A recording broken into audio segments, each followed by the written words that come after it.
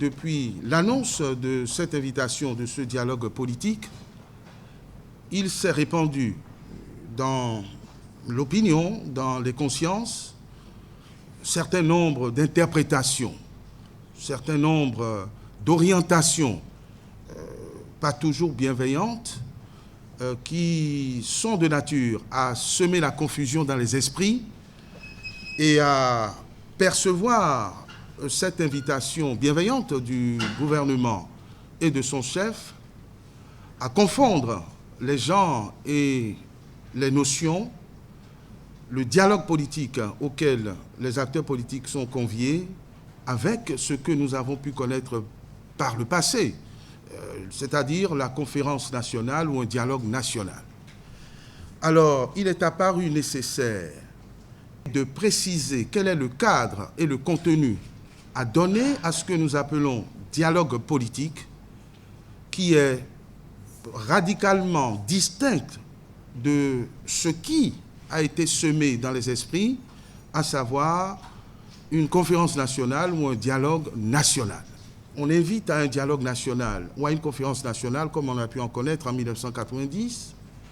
lorsqu'il s'agit de s'asseoir pour décider de changer l'orientation politique du pays,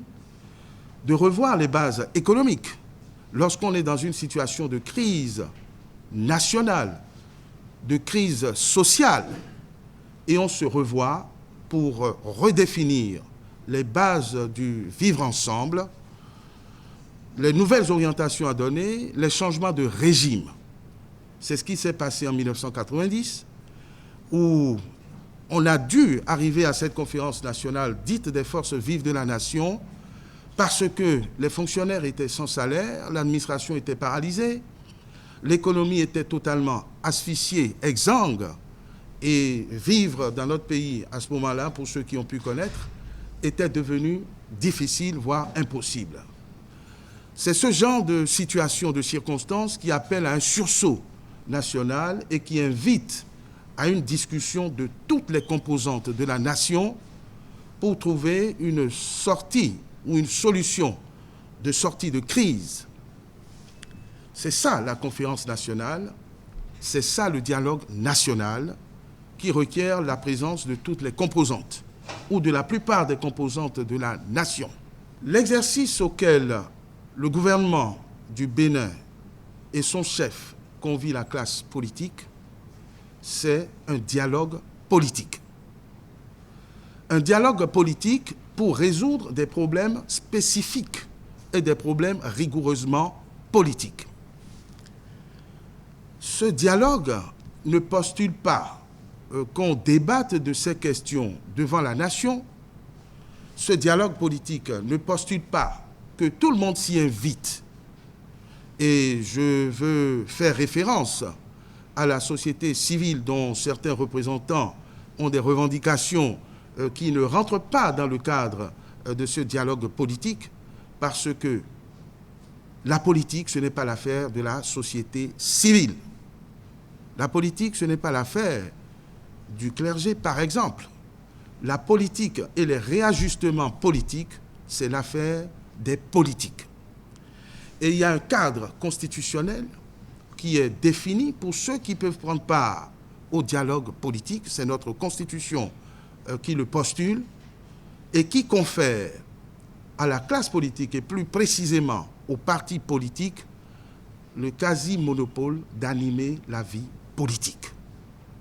Donc, le gouvernement de la République du Bénin entend continuer depuis la dynamique amorcée depuis 2016 à éviter le mélange des genres et à proposer des cadres appropriés pour résoudre des problèmes spécifiques qui se posent. L'invitation du chef de l'État est une adresse aux formations politiques pour se concerter et essayer de corriger et de réajuster ce dont on a pu se plaindre il y a quelques mois, à savoir les lois qui régissent l'animation de la vie politique, c'est-à-dire les lois relatives au nouveau code électoral qui a été adopté par l'Assemblée, promulgué, ainsi que la loi relative à la charte des partis politiques, c'est-à-dire comment organiser dorénavant qui est habilité ou non à se prononcer sur la vie politique, à animer la vie politique. Donc c'est rigoureusement dans ce cadre qu'il faut voir le dialogue auquel les formations politiques sont conviées.